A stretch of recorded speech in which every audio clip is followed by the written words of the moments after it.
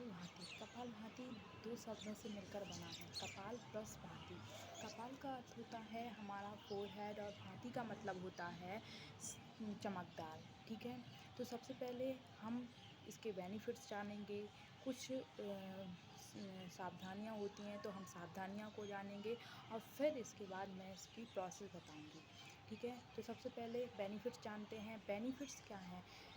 कपालभाति का अगर आप अभ्यास प्रतिदिन कर रहे हैं तो आपको बहुत से बेनिफिट्स खुद में दिखाई देंगे, जैसे कि हमारे लंग्स बहुत अच्छे होते हैं, इससे श्वसन तंत्र मजबूत होता है, लंग्स मजबूत होते हैं, हमारी ब्रेन एक्टिवेट होता है।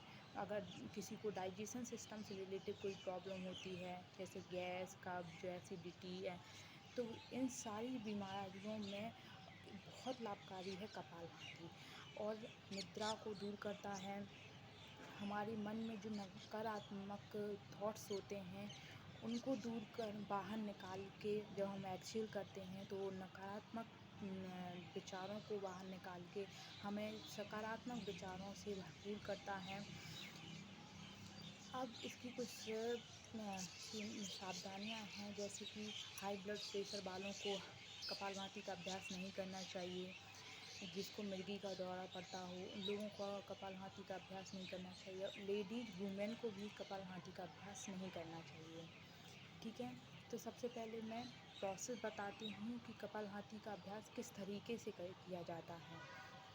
सबसे पहले आपको किसी भी सुखासन में बैठ जाना है, किसी भी आसन में बैठ जाना है। अगर आप इसे सुखासन बोलते हैं। अगर आप कंफर्टेबल हैं तो आप अर्ध पद्मासन में वो बैठ सकते हैं। अगर आप बहुत ज़्यादा अभ्यास करते हैं तो आप फिर पद्मासन में भी बैठ सकते हैं। अगर आप कंफर्टेबल नहीं हैं तो आप सुखासन में बैठकर भी इसका अभ्यास कर सकते हैं। वज्रासन में बैठ कर के अभ्यास कर सकते हैं। अभ्यास के दौरान हमारी बैक जो है बिल्कुल सीधी होनी चाहिए, हमारी कमर और गर्दन बिल्कुल सीधी होनी चाहिए, एकदम रिलैक्स होना चाहिए, हमें कंधे हमारे रिलैक्स होने चाहिए और हाथों को हम नी के ऊपर रखेंगे, इस तरीके से, और बैक को गर्दन को सीधा रखेंगे। सबसे पहले हम डीप इनहेल और एक्सहेल करेंगे, धीरे धीरे एक्सहेल करेंगे और डीप इनहेल करेंगे। जब हमारी श्वास और प्रश्वास जो है नियंत्रण हो जाती है, फिर उसके बाद हम कपालभाति का अभ्यास करेंगे। धीरे धीरे आँखों को बंद कर लें। Deep inhale, then exhale, slowly exhale, inhale, then exhale। अब हम कपालभाति का अभ्यास प्रारंभ करते हैं। सबसे पहले मैं आपको बता देती हूँ, कपालभाति को करते टाइम हमें टोटल एक्सहेल करना है। हमारी जो श्वास है वो हमें श्वास को छोड़ने में ध्यान देना है, और जो श्वास लेने की प्रक्रिया होती है वो स्वतः ही चलती है। जैसे मैं आपको दिखाती हूँ।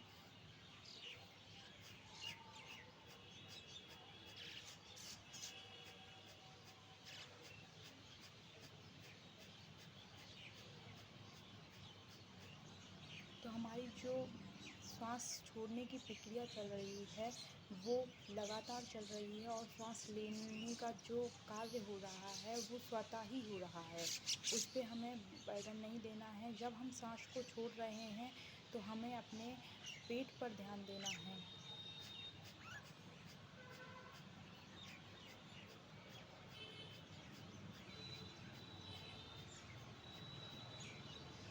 कपालभाति का अभ्यास प्रारंभ में 3 से 5 चक्र करने चाहिए, और फिर धीरे धीरे इसका टाइमिंग जो है हमें बढ़ा देना चाहिए। धीरे धीरे जब हम इसमें परफेक्ट हो जाते हैं तो धीरे धीरे इसका टाइम बढ़ा देना चाहिए। नमस्कार।